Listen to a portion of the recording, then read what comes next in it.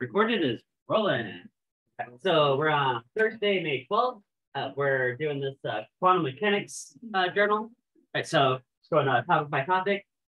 Remember the last few we did, we were looking at double slit experiment. So there was an original version of this that goes back a few weeks ago. You guys saw if you shine a light through two slits, it should create this interference pattern, which indicates that light would be a wave. Okay? But here's the weird new update, the addendum that you guys saw yesterday, is if you have some kind of detection device, some kind of way of saying, well, which slit does the photon go through specifically, that actually changes its nature and actually turns more into like more a particle. So if you have too specific information, I think that. So okay. All right, get you guys up here. Actually, we're a couple of both. Okay. Right, so you guys remember like that Schrodinger equation from yesterday also, right? So remember in quantum mechanics, matter exists probabilistically, right? Not discretely, but probabilistically. Until you make an observation, and then that wave function that collapses onto one specific outcome, right? And then considers around that. Right, so there we go there. Now that brings up this measurement problem, right? The fact that you can't really be a third-party observer in quantum mechanics, right? Your observation affects reality. So Erwin Schrodinger came up with this thought experiment trying to poke holes in this or trying to debunk this idea, which ties together the quantum physics rules to macroscopic rules. So if say a radioactive atom might be a state of superposition, supposed to have a half-life of like 1 hour. Well, if you leave it alone inside a box for 1 hour, come back, then 50-50 chance it's decayed. But if that decay then kicks off a process that would be linked to the macroscopic world, right, then like releasing poisonous gas that might kill a cat, right? Well, now that cat is in a state of superposition. So you have to describe it as being both dead and alive until you make an observation. Now, once you make an observation, that wave function collapses to just one reality. Okay, and then we're looking at quantum Zeno effect, which is related to this. So suppose you look at that radioactive atom, and you're waiting for it to decay. Suppose it has a half-life of like 1 hour. Well, after 1 hour, you expect 50-50 chance of decay or not. But again, if you have a constant detection equipment on that atom, it will continually, its wave function will continually collapse to its original state. It will never undergo radioactive decay. All right, so that's where we left the story off. So we're going to pick up here quantum tunneling. So we switch the screen over. Okay, and let's check out what is quantum tunneling. To share. All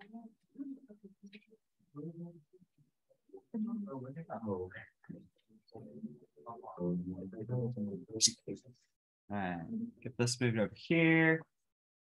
All right, let me do this. Don't actually want to maximize it. Suppose you drop a ball down the side of a valley. Classical wisdom tells us that when the ball rolls up the hill on the other side, it can't go any higher than the height from which you dropped it. That's conservation of energy. Even if there's a nice big long slope to roll down on the far side of the mountain, the ball just can't get there unless you give it enough energy to get over the barrier. But in quantum mechanics, things work a little differently. You see, the quantum world is probabilistic. So if you release a particle in a valley, chances are the next time you see it, it'll still be somewhere in that valley. But if there's a nice big slope to roll down on the far side of the mountain, well, that's a place the particle would really like to be. And it turns out there's also a small chance that's where you'll find it. If this isn't crazy enough, it's even possible you'll find the particle in the middle of the mountain. And in real life, this means that an electron sometimes hangs around inside the nucleus of an atom.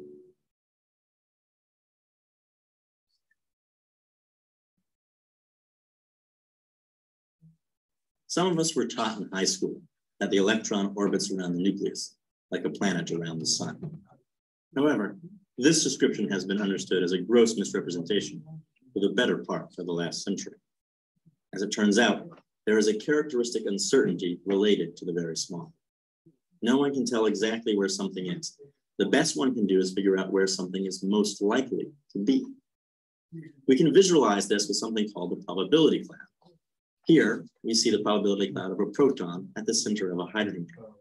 All right, you guys remember those probability curves that we were looking at a few days back, like the normal distribution? Right, so this is like that, just a little bit different model, different way to think about it. So now I was showing you guys on a single axis, right? But here, well, maybe we've got like a two-dimensional axis. And instead of a probability curve, now you got where it's really solid on the inside. Maybe there's like a 90% chance the particle ends up here. Maybe there's like a 9% chance on this fuzzy part. Maybe like a 1% chance it's like out here, like where the cursor is. The denser regions are where the proton is more likely to be found.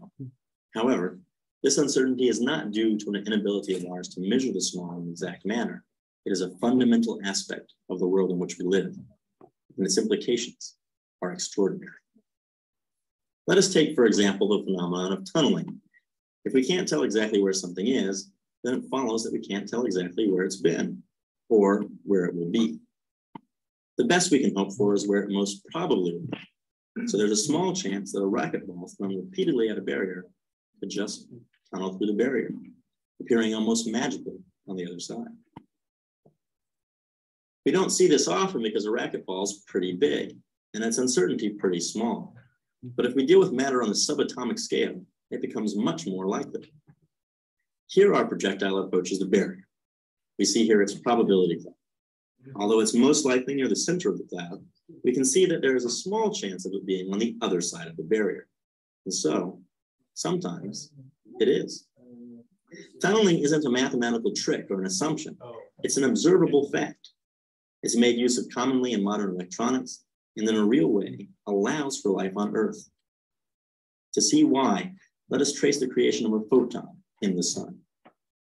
The light from the sun that we see reflected off the moon, the light which drives the Earth's weather, that provides the energy for life, all originates from the process of nuclear fusion in the sun. Two light atomic nuclei collide, forming a new element, and in the process, light is released. But these nuclei are both positively charged and so repel each other. Only if they have enough energy can they overcome this potential barrier and fuse. But if you do the math, the nuclei in the sun don't have enough energy.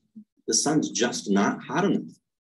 Nonetheless, the sun shines, and it does so because of tunneling. All right, so to get out of this, should tell you guys that, like for all of these, that you don't have to necessarily copy down exactly what I have, but like if I were doing this myself, here's some main points that I got. Okay. So location of a particle versus position. Well, maybe this should be like Schrödinger's equation. Maybe it's more like kind of, but yeah, just simplify this a bit. Right? It's had something to do with like probability, right? Like it's probably here, but maybe there's a small chance it's here. If there's like a barrier, I mean, if we're talking about individual particles, then like you can get tunneling, right? Now, if you scale up to like a whole like massive particle, something more macroscopic, you know, is it likely that a whole like racquetball could go through a wall? Well, you know, at that point, the probability is like pretty much zero, but it's still like probabilistic. Right now, what is tunneling good for explaining? Give a couple of examples. Mentioned electronics and also fusion in the sun. Let me start with the fusion in the sun. So remember, this is a problem we're trying to crack on Earth, right? Because this could like solve all our energy problems, basically. And we have been able to do fusion, just not economically, like not commercially yet, but we're getting closer. So maybe in like 10 or 15 years. Right? So if you look at how much pressure and heat is there in the sun to like fuse together hydrogen to make helium, it's like, oh, well, it looks like there's something missing there. Like, it's not quite adding up. But because the sun is so voluminous, there's just a certain probability that sometimes two hydrogen atoms will be in like same place and then they'll fuse together. So this actually helps explain some of that fusion process in the sun. Right, and then electronics. Now going a bit off the beaten path here, but something that you guys probably should know about that I think some of you guys do know about. Do you guys know something called Moore's Law? Do you guys know Moore's Law? Right. I bet a lot of you guys have heard of this. So this is sometimes couched different ways. Sometimes if you hear something along the lines of like computing power doubles every so many years or periodically. So computing power increases exponentially with time. That's what this is. And look, that's what this says. Because up here on the horizontal axis is a time scale. And this is linear, 1970, 1980, 1990, 2000, 2010. Okay? On the vertical scale is number of transistors that you can fit economically on a computer chip. Look, this goes up by power of 10.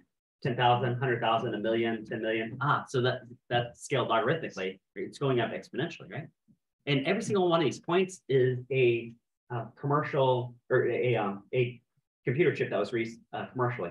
So for example, this is like about the early 1990s, there was one that was released called Pentium for example. So okay, there you go. Right. So now what is a scientific law? Scientific law is just something that's been observed to be true in nature. In this case, there's definitely a direct relationship on this semi-log graph. Right? Transistors you can fit economically on chips as a function of time. Will this go on forever? Well, can't really, because at some point you're going to get down to the size of like atoms, and okay, well, how do you really go smaller at some point? So it's probably going to run out at some point. We might be getting close to the end of it now, possibly. But then one of the problems you're running into when you get that small, there are problems like exactly this right here, like tunneling, right? So if you had like a single electron counting as a bit, like a 1 or 0, well, kind of hard to know exactly where that's going to be. Yeah. Oh, yeah, go ahead. All right. Next one, quantum entanglement. All right, this one's really whack. This one we're about to do. Albert Einstein termed spooky action at a distance. And the video I got queued up for this is kind of a long one. You have to think kind of deep on this. There's a little bit of math involved, but it is worth the watch and the think. Here we go. In the 1930s, Albert Einstein was upset with quantum mechanics. He proposed a thought experiment where, according to the theory, an event at one point in the universe could instantaneously affect another event arbitrarily far away. He called this spooky action at a distance because he thought it was absurd. It seemed to imply faster than light communication, something his theory of relativity ruled out. But nowadays, we can do this experiment, and what we find is indeed spooky. But in order to understand it, we must first understand spin. All fundamental particles have a property called spin. No, they're not actually spinning, but the analogy is appropriate. They have angular momentum and they have an orientation in space. Now we can measure the spin of a particle, but we have to choose the direction in which to measure it. And this measurement can have only one of two outcomes. Either the particle's spin is aligned with the direction of measurement, which we'll call spin up, or it is opposite the measurement, which we'll call spin down. Now, what happens if the particle's spin is vertical, but we measure its spin horizontally? Well, then it has a 50% chance of being spin up and a 50% chance of being spin down. And after the measurement, the particle maintains this spin. So measuring its spin actually changes the spin of the particle. What if we measure spin at an angle 60 degrees from the vertical? Well, now, since the spin of the particle is more aligned to this measurement, it will be spin up 3/4 of the time and spin down 1/4 of the time. The probability depends on the square of the cosine of half the angle. Now, an experiment like the one Einstein proposed can be performed using 2 of these particles, but they must be prepared in a particular way. For example, formed spontaneously out of energy. Now, since the total angular momentum of the universe must stay constant, you know that if one particle is measured to have spin up, the other, measured in the same direction, must have spin down. I should point out it's only if the 2 particles are measured in the same direction that their spins must be opposite. Now, here's where things start to get a little weird.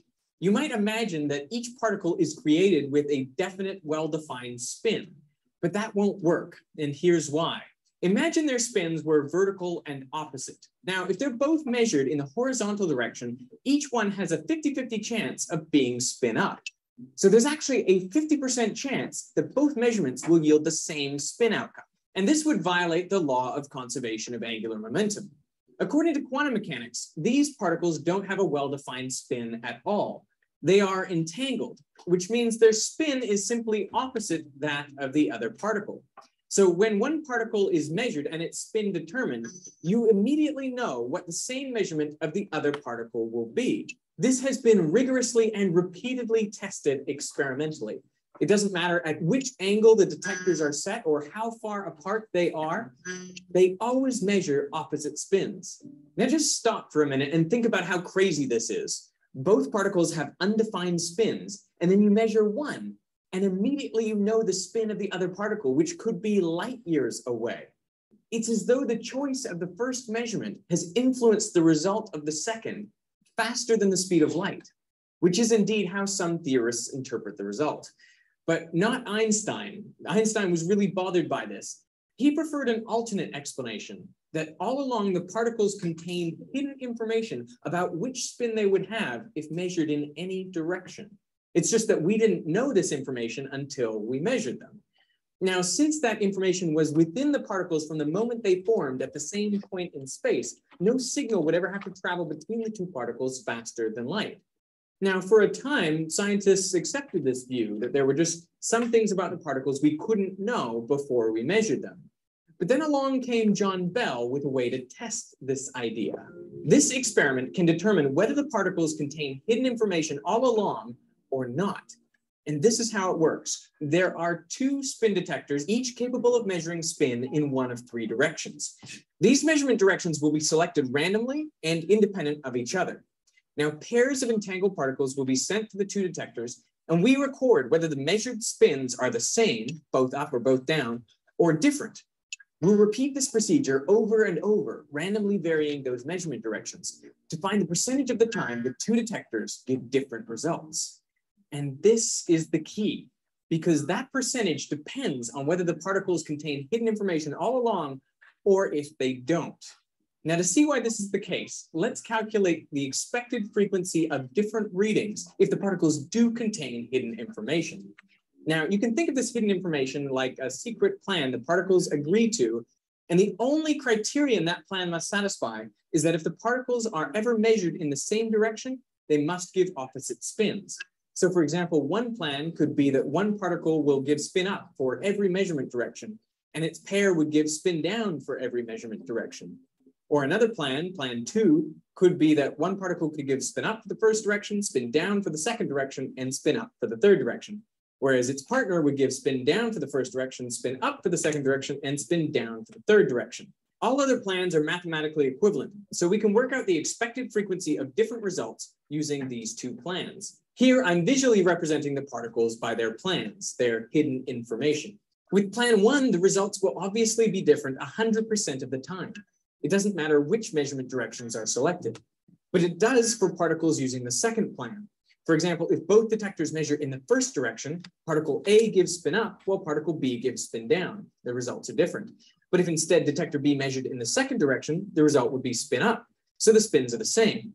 We can continue doing this for all the possible measurement combinations, and what we find is the results are different 5 out of 9 times. So using the second plan, the results should be different 5/9 of the time. And using the first plan, the results should be different 100% of the time. So overall, if the particles contain hidden information, you should see different results more than 5/9 of the time. So what do we actually see in experiment? Well, the results are different only 50% of the time. It doesn't work. So the experiment rules out the idea that all along these particles contain hidden information about which spin they will give in the different directions. So how does quantum mechanics account for this result? Well, let's imagine detector A measures spin in the first direction and the result is spin up. Now immediately know that the other particle is spin down if measured in the first direction, which should happen randomly 1/3 of the time. However, if particle B is measured in one of the other two directions, it makes an angle of 60 degrees with these measurement directions. And recall from the beginning of this video, the resulting measurement should be spin up 3/4 of the time. Since these measurement directions will be randomly selected 2/3 of the time, particle B will give spin up 2/3 times 3/4 equals half of the time. So both detectors should give the same results half of the time and different results half of the time, which is exactly what we see in the experiment. So quantum mechanics works. There is debate over how to interpret these results. Some physicists see them as evidence that there is no hidden information in quantum particles, and it only makes sense to talk about spins once they've been measured. Whereas other physicists believe that entangled particles can signal each other faster than light to update their hidden information when one is measured. So does this mean that we can use entangled particles to communicate faster than light? Well, everyone agrees that we can't. And that is because the results that you find at either detector are random. It doesn't matter which measurement direction you select or what's happening at the other detector, there's a 50-50 probability of obtaining spin up or spin down. Only if these observers later met up and compared notebooks would they realize that when they selected the same direction, they always got opposite spins. All right. Yeah, so mentioned this one, yeah, to think pretty deeply on, but yeah, there you go. So quantum entanglement. So this starts from the fact that angular momentum in the universe is conserved. That's something you guys learned, I think, back in December in this class. Right? Angular momentum is conserved. Right? So if you have two particles that are entangled, then okay, well the angular momentum between them should be zero. So if one has one spin, the other has to have the opposite. So that would be conserved. Right? And then if you, but remember that there, in terms of quantum mechanics, their spin is not well defined until you measure it, and then it is. It's like that wave function collapsing. Right? Now the tricky thing is that the fact that making an observation, a measurement, causes that change. Right? Well, that seems like, and then the other particle, the entangled particle, must therefore adopt the opposite spin. Right? It seems like a cause-effect relationship, and you guys remember learning relativity a few months back, and that's Einstein's big thing, right? Einstein relativity, that nothing can travel faster than the speed of light, including information, right? You can't even pass information faster than the speed of light. So Einstein, this whole quantum entanglement like really bothered Einstein, and this is his term, spooky action at a distance is what he referred to as quantum entanglement. Spooky action at a distance. So and Einstein thought was, well, maybe there's like some kind of hidden information in these particles that would dictate their spin, and we just can't really access it, and then we measure it, and we don't really know why, blah, blah, blah. Okay. And that's where you bring in John Bell in 1964, and then most of that video was looking at this particular experiment. So end of the day, result of this experiment is that there is no hidden information embedded in these particles. Their spins are random until you measure them, and then that kicks off the other one. But then what if they're separated by like 1 light year? Well, according to relativity, like Einstein thinking, it should take like a whole year for that information to go from one to the other. But that's not how it works. That it's instantaneous. Whatever one is, like the other becomes the opposite. It's almost like there's no space or time between them at all. So really weird. So what do you really make of this? I mean, there's these laws of physics. Nothing can travel faster than the speed of light. Maybe we see sort of 2 exceptions to this. Nothing travel faster than the speed of light. One is the expansion of the universe itself, right? You get big enough distance, and okay, you've got things moving faster than the speed of light between them. And this is maybe the other exception is this weird quantum entanglement. Right now, tail end of that video, he did mention. I mean, you might think, hey, could you turn this into some kind of technology where you could communicate like from here to Mars like instantaneously? Well, he says no, because the information itself is random. Okay. Right, so you guys get there? Next one, fate and free will. Ooh, so anyway, a short video on this, but I'm just gonna skip that and just explain this myself. So this is maybe a topic you come up that's come up in some of your other classes, maybe possibly some books you read, maybe in English, maybe if you take it psychology. Right? This is a big deal in psychology, right? It's like how many of your decisions and actions and opinions are like truly yours, your own individually, and how much of it is like determined by some factors that are beyond your control that maybe you're not even aware of, right? So give you guys some examples of that. Let's start with the physics example, and then I'll mention some other perspectives, right? So Isaac Newton and also Albert Einstein would also believe this too, believed in what you could call determinism. Because if you take Newton's laws of motion to their logical end, then, well, you've got these laws of motion and conservation of energy and conservation of momentum. And if you could truly track every single particle in the universe and know its mass and its speed, then in principle, you could know where it's going to end up like 1 billion years from now, right? And all the matter inside your brain, like your neurons, well, that just follows laws of physics too. It's made out of matter, right? So there's this billiards analogy, like suppose you strike a cue ball and that sets that ball in motion, and it's going to strike this ball at some angle, which could like send it to the corner pocket. Like once you've struck the first ball, that cue ball, everything that's about to happen in the next few seconds is determined, right? It's determinable, right? You know, some trigonometry and some physics, right?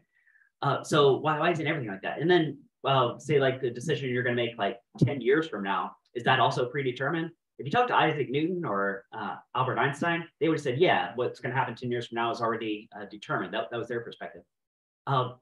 So give you guys some other perspectives. If you take psychology, classic experiment you always get is classical conditioning. So like Pavlov and his dogs, right? I guess you might know that story. So conditioning links different things. So there's an experiment set up. Guy would ring a bell and feed the dogs, and then after a while he would ring the bell and then measure the saliva. And it's like, oh, the dogs were anticipating food and they were hungry and ready to eat food, just based on the bell. But their actions were determined based on things that beyond their control, right? It's just like biochemistry. Okay. Or how about this?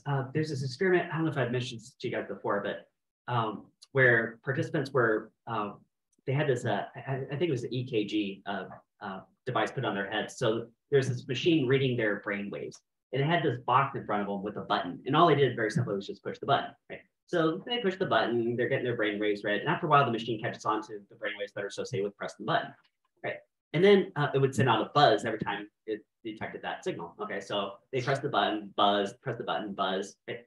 But remember, the buzzing isn't because they press the button. Buzz is because the machine recognizes their brainwaves, right? So after a while, they go to press the button, and it buzzes before they press the button. Ooh, oh, so now it's a race. Now it's like, ooh, can I beat the machine?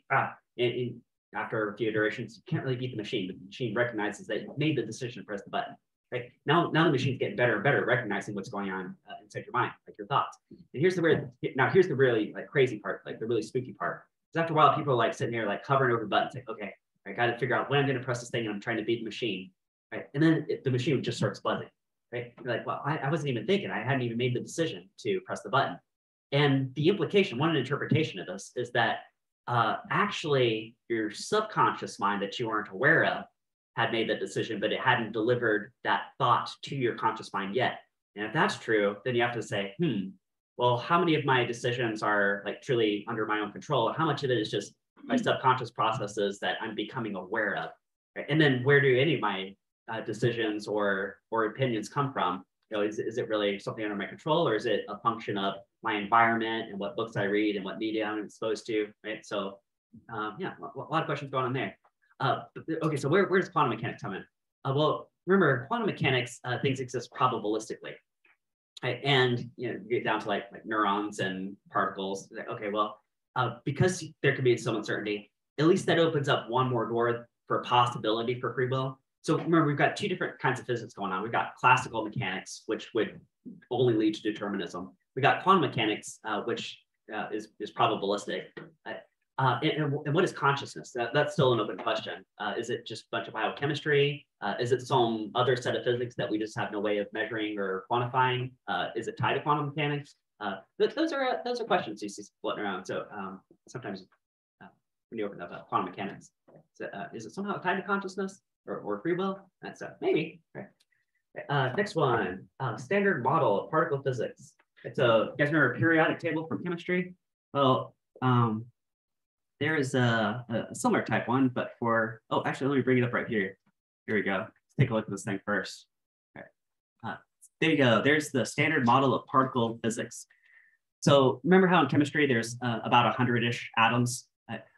If you talk to talk to a chemist, what makes up the universe? They say, oh, okay, well, something off that table. But you could go a step deeper and say, well, each of those elements is just made out of protons, neutrons, and electrons. So maybe it's just like three things, right? But actually, there's more than three fundamental particles. There's, according to particle physicists, maybe like 17 you could count. The electron is one of them. The electron, there it is right there. Right? One of these considered to be leptons. Protons and neutrons you don't actually see up here because protons and neutrons themselves are composed of these two guys, up and down quarks, like two ups and a down, or two downs and an up. One of those is a proton, one of those is a neutron. Right? Now, photons is on here. Right? Photons is one of these elementary particles. Right? These pink ones over here are bosons. These are the force carriers. And the last one to be experimentally confirmed and discovered is this one down here, Higgs boson. So let me roll a video for you guys. I'll write up some notes. Higgs boson. Here we go. Standard model.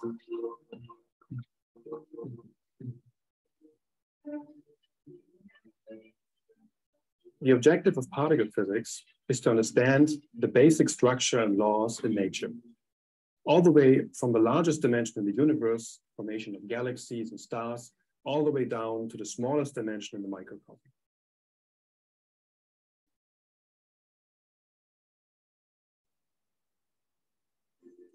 So historically, we knew about all of the different elements in nature. We knew about helium, hydrogen, oxygen, gold, lead, and so on, which are all made of different atoms. But a great simplification was made when we realized that all the atoms are just made out of 3 particles: the protons, the neutrons, and the electrons. And just by adding more protons, more electrons, we get the different elements, different type of atom. In principle, you can build a very simple universe with just protons, neutrons, and electrons. But it became much more complicated in the beginning of the 20th century when we found many, many new particles from cosmic rays. There wasn't really a system established to organize this zoo of particles. So we were calling these new particles things like pi, sigma, delta, and so on. And things got so bad, we were running out of symbols to name these particles. So we started organizing these particles according to the properties they have. And the properties are things like spin, electrical charge, so if they're positively charged, negatively charged, or neutral, mass of the particles, and the lifetime of the particles, which is how long it takes before they decay in the lighter particle. To simplify the picture, new fundamental particles called quarks were predicted. And the whole zoo of particles could be described by combinations of these quarks. And this was the birth of the Standard Model.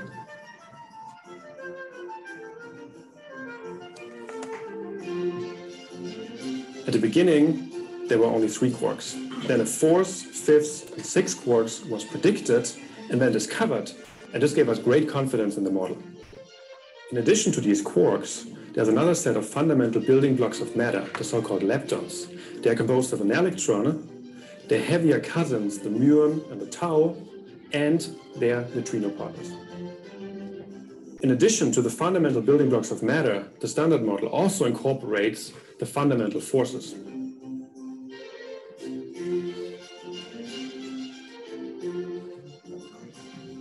The exchange particles of the weak force are the W and the Z boson. The weak force explains the energy production in the sun and is responsible for the radioactive beta decay. The electromagnetic force acts on charged particles. The corresponding force carrier is the photon. The electromagnetic force is responsible for propagation of light or for the fact that a magnet can pick up a paperclip. The strong interaction acts on the quarks. The corresponding force carrier is the gluon. The gluon literally glues together the quarks in the neutrons and the protons, and it holds the nucleus together.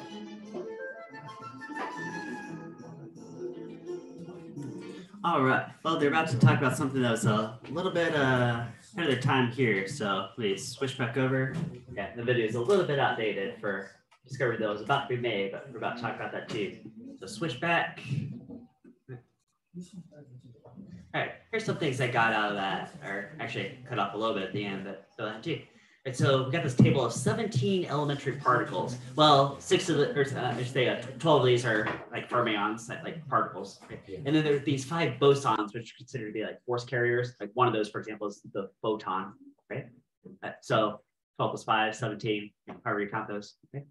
So some examples, we've got photons, electrons, or a couple of these elementary particles, up and down quarks, which make up protons and neutrons, right? But there's some other ones too, right? It's like gluons that ride the strong force that hold together the nucleus. Somewhere there you mentioned that there's 4 fundamental forces in nature, which I do have a quadrant for, but I just put it way later in this packet. I don't know why I reorganized that. But yeah, this model's been really successful explaining, well, any experiment you throw at it. But there's still unknowns in physics and science. Like a couple of mysteries you guys saw a few months back were like dark matter and dark energy. I mean, that, how does this fit in with that? Also, how does the Standard Model even fit in with gravity? It doesn't really have a good connection there either. One of the things we're looking at close to the end of this packet is unification. So how do you unify like quantum physics, like this Standard Model of 17 elementary particles with say like general relativity and gravity? What's that connection? So yeah, there are still some unknowns, but Standard Model.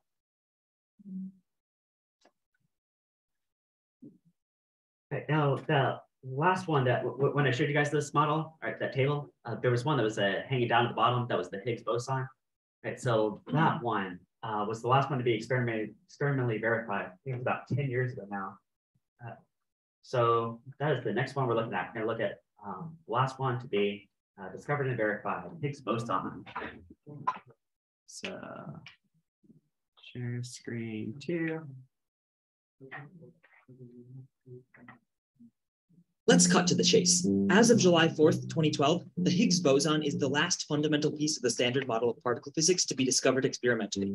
But you might ask, why was the Higgs boson included in the standard model alongside well-known particles like electrons and photons and quarks if it hadn't been discovered back then in the 1970s?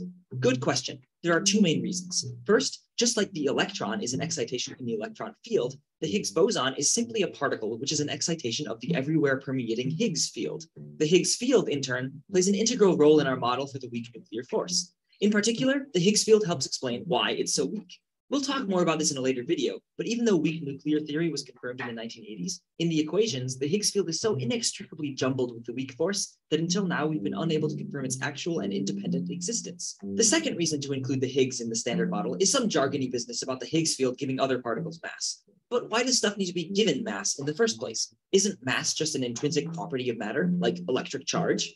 Well, in particle physics, no. Remember that in the standard model, we first write down a mathematical ingredients list of all the particles that we think are in nature and their properties. You can watch my Theory of Everything video for a quick refresher. We then run this list through a big fancy mathematical machine, which spits out equations that tell us how these particles behave. Except if we try to include mass as a property for the particles on our ingredients list, the math machine breaks.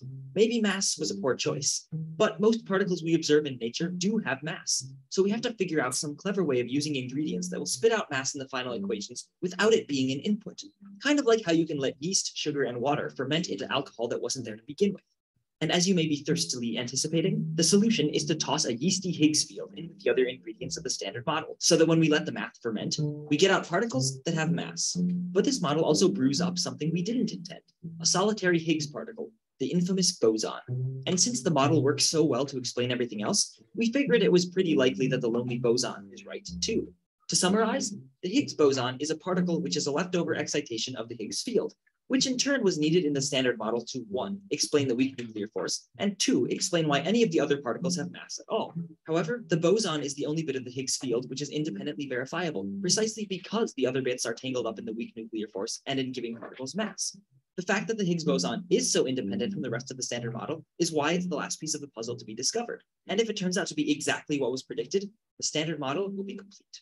The only problem is that we know the standard model isn't a complete description of the universe. It entirely misses out on gravity, for example. So to physicists, it would be much more interesting and helpful if the Higgs boson turns out to be not quite what we expect. Then we might get a clue as to how to reach a deeper understanding of the universe. Let's cut to the chase. How does the Higgs field give particles mass? And to be clear, we're talking about the Higgs field and not the Higgs boson, which is merely an excitation left over after the process we're about to explain. But I digress. Back to mass. To begin, we need to know what we even mean by mass. So we'll head the other direction and talk about what it means to be massless. This may sound crazy, but the defining feature of any particle without mass is that it travels at the speed of light. In fact, if we're honest, it should really be called the speed of massless particles. But since the first massless particles we knew about were photons of light, the name has stuck. Anyway, the point is that all massless particles travel 300 million meters every second. The details of this are explained by special relativity, but simply put, it's physically impossible for a massless particle to not travel at 300 million meters per second. And so mass is just the property of not having to always travel at the speed of light. As a side effect, this also means not being able to travel at the speed of light. But the key is that particles with mass are lucky enough that they get to travel at any speed they want, as long as it's slower than light. The amount of mass something has just tells how hard it is for it to change from one of these speeds to another. Now, in part 1, we mentioned that if there were no Higgs field in the standard model, all particles should be massless and thus travel at the speed of light. But you and I and Swiss cheese clearly have mass because we have the beautiful luxury of being able to sit still. So how does the Higgs field help us do that? Well, while massless particles can only travel at the speed of light, they are allowed to bounce off of things like particles, which are really just excitations in a quantum field. For example, the electron field is more concentrated at certain places, called electrons, and everywhere else is empty space. But the Higgs field is unusual in that it has a high value everywhere. And to be clear, this high value is not the famous Higgs boson. That's an extra excitation in addition to this already elevated field. Suppose you want to discover a particle. First, you need. Wait a second, Henry. Did you just say that you're setting out in advance to discover a particle? How is that even discovering? Isn't that a little like Europeans discovering continents where millions of people already live? I mean, it's not really discovery, is it? It's more scientific fact-checking. Exactly. Thanks for walking us through that point, John. If we're honest, we should say that the mathematical model for the Higgs was discovered in the 1960s, but the particle itself wasn't confirmed until 2012. In fact, the Higgs boson isn't even the first new particle to be uncovered at the Large Hadron Collider. The Xi-B particle, basically a heavy version of the neutron, was actually found several months earlier. You probably didn't hear much about it because the Xi-B is just a combination of quarks that we already know exist. So it's not really that exciting. I mean, if you know about cheese and you know about crackers, then the discovery of cheese and crackers, as delightful as it may be, isn't likely to upend your universe. But the standard model of particle physics also predicts something beyond cheese and crackers. That is, about 1 out of every bajillion collisions should produce a Higgs boson, which then decays into everyday stuff like electrons and photons, which are the same crumbs we catch in the detector all the time. This battle between the tiny chance for a collision to have produced a Higgs-like particle versus all the trizillion other collisions that produce similar crumbs is part of why we need a big machine like the Large Hadron Collider at all. There were earlier accelerators that had enough energy to create Higgs bosons in principle, but they couldn't actually do enough collisions to be confident they were actually seeing a Higgs boson and not just an assortment of crumbs that looks by chance like it's from a Higgs boson. It's kind of like trying to find out if a 20-sided die is rigged. Maybe you suspect it's twice as likely to land on a 3 than on any of the other numbers, but how can you check? Well, that sounds easy enough. Just roll the die a few times, and if you see extra 3s, it's rigged, right? Not so fast. For example, if you roll the die 10 times, there's a pretty good chance that you won't get any 3s at all. That's because even though rolling a 3 is twice as likely as each other number, there are still a lot of other numbers you could roll. So random chance and big numbers can be surprisingly deceptive. Even if you roll the die 100 times and do get an excess of 3s, this is still expected to happen with a fair die once every 50 times. How much are you willing to bet that you actually have evidence for a new particle if there's a 1 in 50 chance you get these results by random fluctuation, even if the particle doesn't exist? What if a Nobel Prize is on the line? How sure do you want to be? 1 in 1,000? 1 in 10,000? Actually, physicists are even more stringent. When we say we've discovered a particle, it's because if the particle didn't exist, there would be less than 1 in a million chance of us getting the results that we do. Ooh. All right. Yeah, that sounds a lot like those probability pages I've given you guys. So let's put all this together. All right, Higgs field, Higgs boson, mass. What's this deal? So not all particles have mass. Like for example, photons. Photons have no mass at all. Mass. I know mass is one of the first things we ever talked about and worked with in this class. And our approach has been mass is the measure of inertia, at least in a linear sense it is, right? The more mass something has, the less it will accelerate for some given force. Is mass an intrinsic property of matter? Well, in particle physics and quantum mechanics, not exactly. Something only has mass if it interacts with this everywhere permeating Higgs field. Anything that does not interact with the Higgs field, for example, photons, means it will not have mass. It has to be the speed of light. Anything that does have mass has to be less than the speed of light. And what's this Higgs boson? That's an excitation in the Higgs field. And now, the last point that he made at the tail end was how to do with scientific discovery. Let's say you claim you make some scientific discovery. Now, this I want to talk about a little bit. So, you guys remember those probability curves from a few days back? And so, in most fields of science, let's say like biology or psychology or economics, how stringent do you think you have to, if there's some experiment that involves probability, like how stringent result do you have to say like, oh, I'm going to declare I've made a new discovery, I'm going to publish this in a scientific journal. Okay? And the answer to that is like 2 standard deviations from the mean. So what would be considered random? I'm rounding a little bit. Now this is just one standard. There are different standards to go around. This is kind of an average one that's pretty commonly used, right? Which means that if say you get a result in one of those scientific fields, and you're like, oh, I think I made a new discovery. That means that if your discovery were to be just random chance, there would only be close to like a 5% chance, right? 5% chance, right? And that actually raises an interesting issue. It's like, well, how much science is out there that the researcher genuinely believes they made a new discovery, and all the people reading the paper think it's a new discovery, that it turns out it's only a random chance after all. Because if it wasn't a random chance, right? Suppose that it actually is random chance. Well, by this various metric, if 5% of the time that's going to happen. And if it was, just like ran normally, like not even published in the paper, right? So yeah, it's an interesting issue. But let's go to particle physics, because particle physics has a much more stringent standard. They go by a 5 sigma standard. You guys remember that Z? That's like 5. That's like a Z-score of 5. You guys remember that Z table that you guys had? Only went from a Z-score of, was it like -3.5, +3.5? I think I have one up here. But yeah, and once you get to like a Z-score of like 3, that's a crazy high Z-score. So Z-score of 5, like 5 standard deviations from me, it means like if Higgs boson were to like our detection of it was actually completely random, there'd be like less than 1 in a million chance that we would think it existed. So you'd be pretty confident that that exists, but it's all just probabilistic. Okay, next one on deck is Feynman diagram, but we're gonna have to save that one for tomorrow. So it is the end of the class.